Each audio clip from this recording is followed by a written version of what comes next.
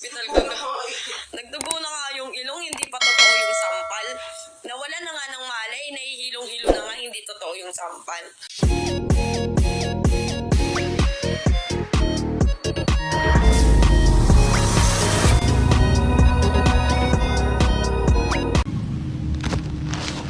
Pinaplano ko daw na iibig si Bebang. Pagpasok ko ng kwarto dito, mag-eviction na bago mag-eviction. Tinanong ko yung mga tao dito. Sabi ko sa kanila, sino evict nyo? Sabi nila, parang si pang no choice nila ha. Pero sinabi naman nila sa akin na ang hirap mag-evict kasi nga hindi ko alam ganyan-ganyan close na yung mga tao dito.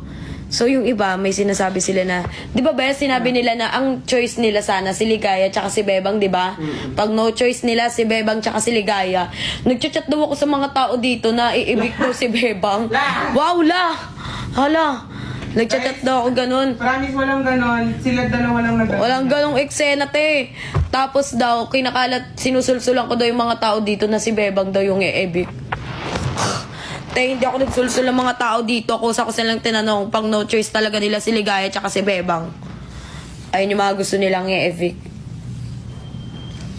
Tsaka sa lalaki sila Kuya Kano. Ang akala kasi namin marami.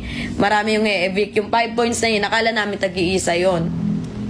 So, ako kasi ang maiisip ko kasi, ang iibig ko talaga, hindi talaga si Bebang. Pero, ang choice ko si Bebang.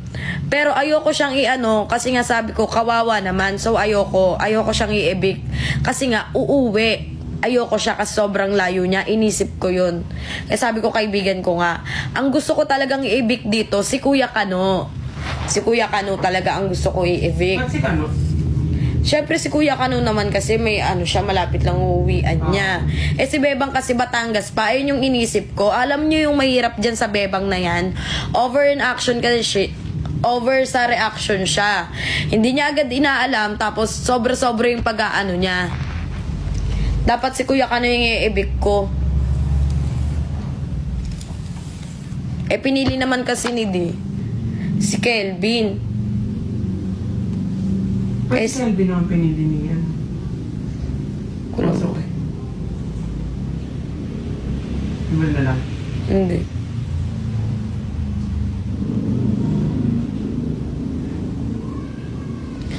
Tsaka guys, yung eviction na yun, hindi naman namin hindi naman yun te, sure ka ba lahat sa'yo mag-i-evict, ganyan-ganyan? Sobrang OA ng reaction. O yung eviction nyo na, yung 5 points nyo, pwede nyong ibigay sa amin. Hindi nyo pwede kailangan musical. Ganun lang kung may utak ka lang Pwede nyo ibigay yung 5 points nyo sa amin. Gantihan lang, bakit? Ganun yun.